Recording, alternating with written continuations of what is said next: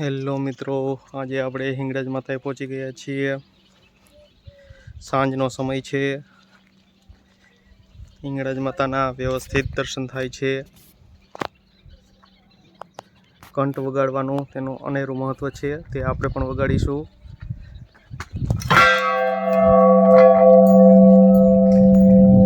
શરીરમાં અલગ જ ઉર્જા ઉત્પન્ન થાય છે।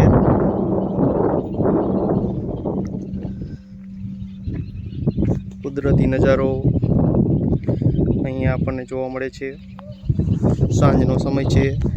ચોમાસામાં તો અલગ જ મજા આવે છે।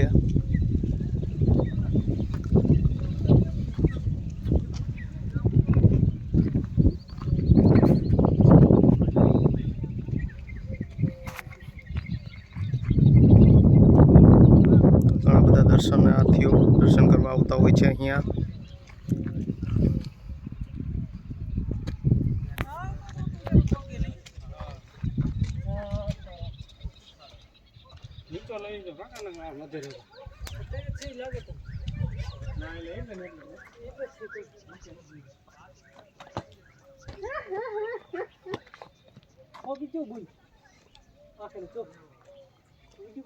પાંચસો કે નો વાગે આ કરી મારે કોઈ વાગે તો